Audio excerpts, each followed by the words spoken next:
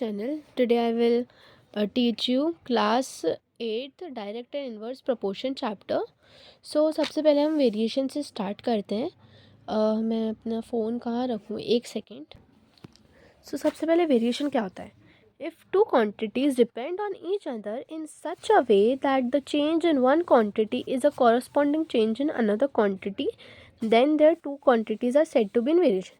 खुद समझ नहीं आया, मैं समझाती हूँ. देखो, दो क्वांटिटीज़ हैं, वो एक दूसरे में ऐसे डिपेंड हो रही है कि अगर एक में चेंज आ रहा है तो दूसरे में भी कुछ ना कुछ चेंज आ ही रहा है. ठीक है.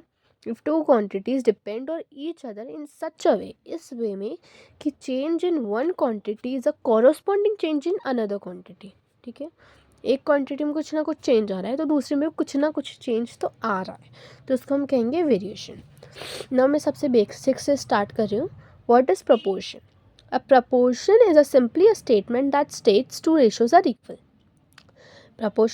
प्रपोर्शन ये एक सिंपली स्टेटमेंट होता है जो हमें बताता है कि दो रेशोज़ इक्वल है. Like example A/A2 and they are equal. Now let's start. एक और चीज़ मैं आपको समझा देती हूँ. एक बहुत बेसिक चीज़ है, हम बहुत सालों से पढ़ रहे हैं. कांस्टेंट क्या होता है? Those value always stay same, जिसकी वैल्यू हमेशा सेम ही रहती है.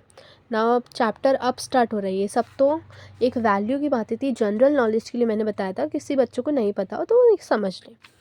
नाउ डायरेक्ट प्रपोर्शन और डायरेक्ट वेरिएशन. डायरेक्ट प्रपोर्शन या डायरेक्ट वेरिएशन, हम डायरेक्ट प्रपोर्शन भी बोल सकते हैं, डायरेक्ट वेरिएशन भी बोल सकते हैं. पर हमारी एनसीईआरटी में प्रपोर्शन दिया है तो हम प्रपोर्शन बोलेंगे. ठीक है.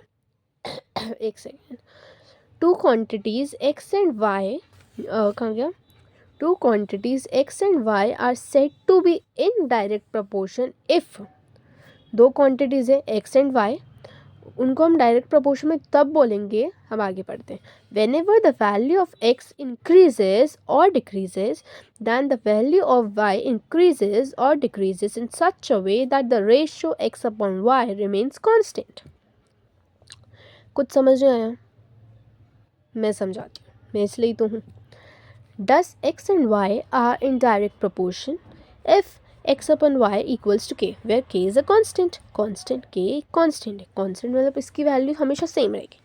इसका मतलब क्या है? सिंपली जब एक क्वांटिटी बढ़ रही है तो दूसरी भी बढ़ रही है.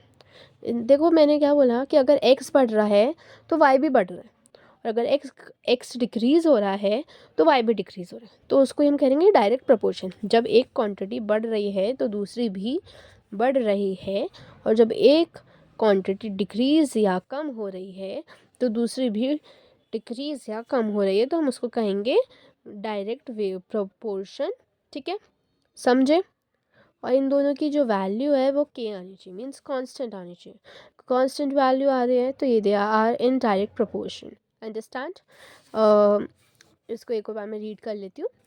Two quantities x and y are said to be in direct proportion if दो quantities हैं x and y are said to be in direct proportion if whenever the value of x increases or decreases then the value of y increases or decreases in such a way that the ratio x upon y remains constant. Now हम दूसरे, हाँ ये देखो, x1 y1 y2. ठीक है, ये पढ़ लो ये. इसके सो ऑन भी है. विल बी इक्वल, अगर ये इक्वल है तो then it is in direct proportion. अगर ये सब इक्वल होंगे, इनकी कांस्टेंट वैल्यू आ गई, तो ये डायरेक्ट प्रोपोर्शन है. तो अब हम इसको एक एग्जांपल के तौर से समझते हैं. एक सेकेंड ज़रा मैं सेटिंग, हाँ. सो देखो, एग्जाम्पल के तौर से समझते हैं. ये x है, ये y है. हमें दो क्वांटिटीज़ आइडेंटिफाई करनी रहती है हर क्वेश्चंस में. ठीक है. Number of chocolates, cost of chocolates 2/2. ये क्या? 4/40, 6/60, 10/100. तो हमें इसको इनको कैसे समझेंगे कि डायरेक्ट में है? कैसे? जैसे एक क्वांटिटी बढ़ रही है तो दूसरी भी बढ़ रही है, एक क्वांटिटी कम हो रही है तो दूसरी भी कम हो रही है. इधर क्या हो रहा है? एक क्वांटिटी बढ़ रही है तो दूसरी भी बढ़ रही है, दूसरी बढ़ रही है तो तीसरी भी बढ़ रही है, तीसरी बढ़ रही है तो चौथी भी बढ़ रही है. ठीक है. और हम इनको चेक कैसे करेंगे वेदर दे आर इक्वल और नॉट? हम इनको क्लासीफाई करेंगे 2/10, 1/10, 4/40, 1/10, ऐसे ही करके. ठीक है, सोहन. तो ये इनकी कांस्टेंट वैल्यू अब क्या आई? के क्या आया इनका, हेयर के इज़ 1/10, ठीक है। If they are in direct variation then the ratio will be equal. अगर ये लोग डायरेक्ट वेरिएशन में हैं तो इनके रेशियोज इक्वल आएंगे, ठीक है। नाउ कुछ क्वेश्चंस करते हैं। Observe the table given below and find whether x and y are direct proportion और नॉट। तो ये टेबल दिया हमें दो, हमें इनको जस्ट सिंप्लीफाई करना है। देख लीजिए इसको सिंप्लीफाई, देख लीजिए कैसे सिंप्लीफाई करना सबको आता है। सो ये डायरेक्ट प्रोपोर्शन है और इधर सब 1/3 आ रहा था, बट यहाँ पर 1/4 आया, तो ये डायरेक्ट प्रोपोर्शन में नहीं है। If x and y are directly proportional, find the value of x/1, x/2 and y/1 in the table। अगर ये बोल रहे हैं वो x and y directly proportional है, वो बोल ही रहे हैं कि है भाई डायरेक्टली प्रोपोर्शनल ही है, ठीक है। तो इसकी वैल्यू x1 की, x2 की एंड y1 की वैल्यू फाइंड करो टेबल में। तो हम क्या करेंगे, सबसे पहले इन दोनों को सिंप्लीफाई कर लेंगे, ठीक है। तो 3×12 = 36 होता है, ठीक है। तो अब हमें 1/12 निकालना है। 1/12 ही सबका आंसर आना चाहिए। तो हम 5×12 = 60, 8×12 = 96, 10×12 = 120। तो ये आ गई हमारी वैल्यू, ठीक है। अब बाकी सब हम नेक्स्ट पार्ट में कवर करते हैं। So please see next part 2 and bye. Please like my channel and subscribe.